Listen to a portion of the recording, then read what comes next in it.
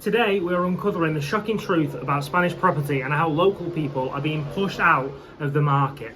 Now we're going to be looking at some facts today, we're going to be looking at some articles, I'm going to have my opinion, you're going to have your opinion. So your opinion, you let me know in the comments as we go, I'm really interested to hear. So first of all, we're going to dissect an article of Idealista, which, if you didn't know, is like the English equivalent to Rightmove. So it says that in 2025 and leading into 2026, Brits are still the biggest foreign buyers of Spanish property inside the EU, followed by Germans, Dutch and French, but Brits are still buying it up, people. Now, I'm sure if you follow updates in Spain and UK relationship, I'm sure you've heard of this new 100% tax being floated on foreign buyers of property in Spain. Basically what it's saying is, if you're from outside the Schengen area, then if we implement this law, you're going to have to pay 100% of the purchase price in tax to the Spanish government. Now, at the moment, UK is not in the Schengen area because of Brexit. So,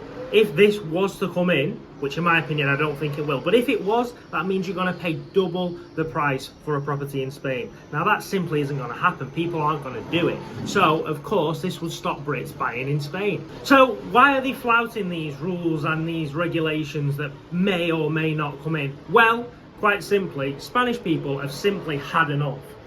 There's been protests all over the country. I'm sure you've seen it in the news. They are basically protesting, saying we can't get on the property ladder because all of these foreign people are coming in from richer countries, buying up all our property, pushing the prices up, but our wages are staying the same and we're having to leave the country or stay with parents forever just to live. So, because Spanish people are the ones that vote, then basically the government's come in and said, well, we're going to do this and we're potentially going to do that, and they're basically doing anything they can to win the vote of the Spanish person. And let's face it, not telling the truth or flouting rules that are never actually going to come in. There's various reasons why these rules won't come in, and even if they did, wouldn't affect that much change. I'm going to go back to the article, and it mentions that British buyers are already becoming less frequent after Brexit. So basically, British buyers are slowing down.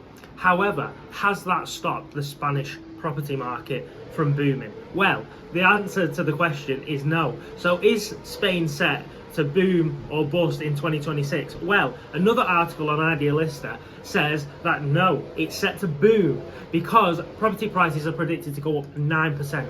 That is far higher than the EU average. 9% in 2026, people, and that's taking out British buyers because they are set to decline in 2026. Now, the reason that British people aren't buying is because of Brexit. Basically, now if you're a British citizen, you can only spend 90 out of 180 days in Spain.